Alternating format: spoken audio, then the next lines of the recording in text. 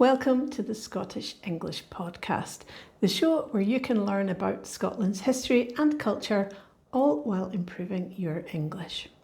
Today we're in our final location in our tour of the Scottish cities. I've left this city to last as it's probably the country's most famous city. It's the capital, Edinburgh. A city where ancient stones hold centuries of secrets, and every August the world's greatest celebration of arts and culture transforms its streets. To follow along a little bit more easily, don't forget to download the free transcript that you'll find in the description. There you'll find descriptions, pronunciations and useful collocations for some of the words that I use today. Let's get started with our exploration of Scotland's capital, Edinburgh.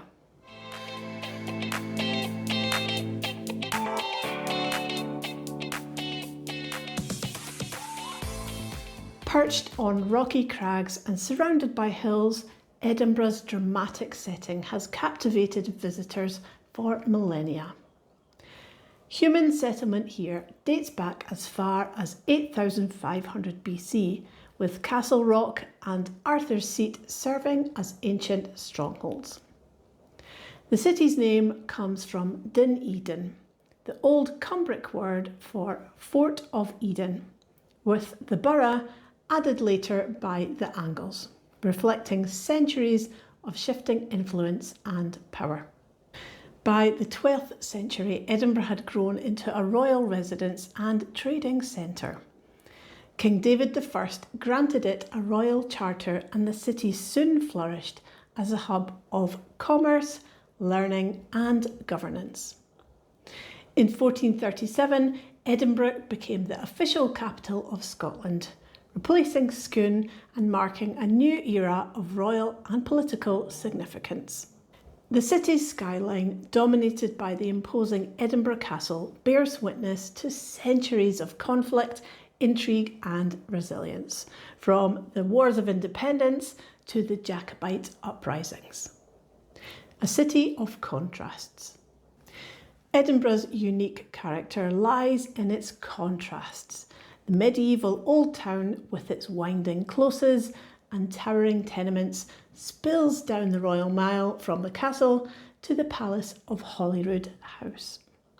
In the 18th century, the elegant neoclassical new town was built to accommodate a booming population and the ambitions of the Scottish Enlightenment, earning Edinburgh the nickname the Athens of the North.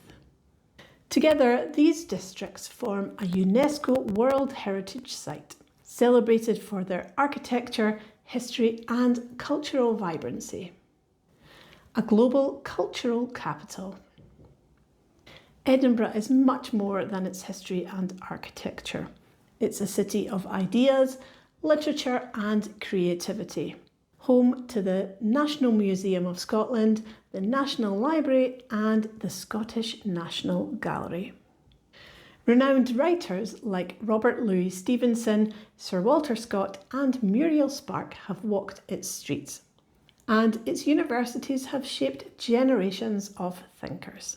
But perhaps nothing defines modern Edinburgh more than its role as the world's festival city. Every August, the city becomes a stage for the Edinburgh International Festival and the Festival Fringe, the largest annual international arts festival on the planet.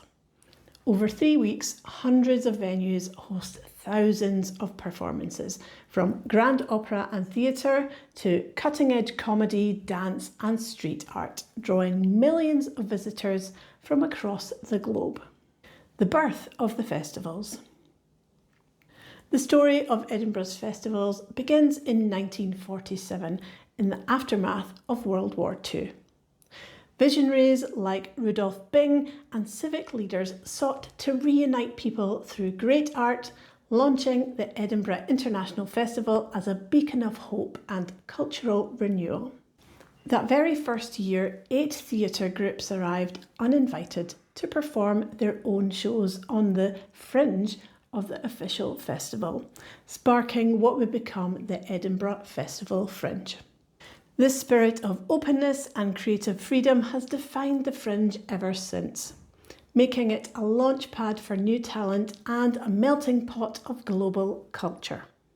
To celebrate these festivals all through August in the coming episodes of the Scottish English podcast, we'll dive deeper into the stories, people and performances that make Edinburgh's festivals so extraordinary.